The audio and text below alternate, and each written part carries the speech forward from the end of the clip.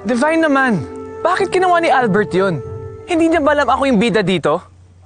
I'm not gonna stand for this. Alam naman natin na ginagawa lang ni Miley to eh. Oh, makinig ka ha. Wag na wag mong bibisitin tong si Miley. Kasi chance mo na to na ipakita sa mga fans ninyo na nakamove on ka na sa breakup ng love team ninyo. At saka mag-ingat kayo ni Maru ha.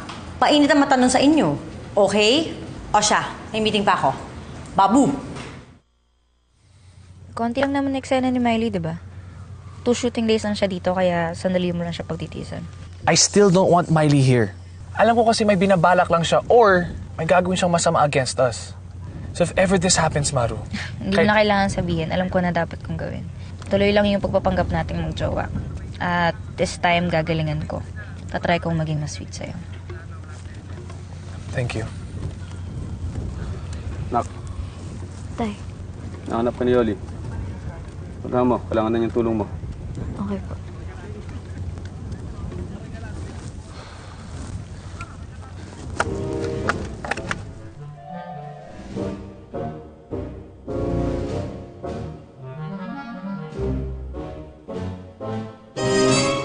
Nag-usap tayo, Brian.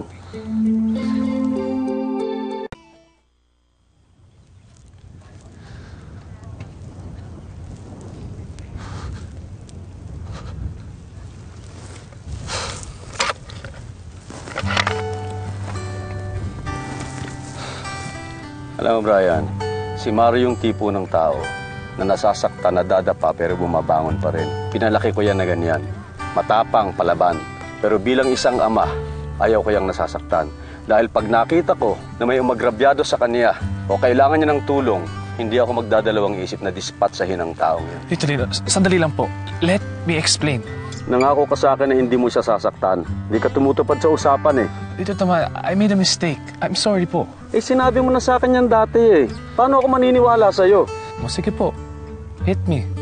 Alam ko naman po na deserve akong parusahan sa mga ginawa ko at sa mga sinabi kay Maru eh. Alam ko po sinaktan ko na siya eh. At pinagsisisihan ko po na ginawa ko lahat yun. Sige po. Dali na po ako. Alam mo, Brian, hindi ko kayang saktan ng tao na importante at mahalaga sa anak ko. Pero ito mangako ka sa akin. Sa nalalapit na paghihiwalay niyo ng anak ko, sa mga huling araw ng pagsasama niyo ni Maru, ayaw kong makita siyang umuwi ng malungkot. Tandaan mo yan. Dahil pag nangyari yun, hindi ko matatansya kung anong gagawin ko sa'yo. I promise. And you have my word. Hindi ko po sasaktan si Maru ulit. Ano yan, ha? Promise mo. Hindi.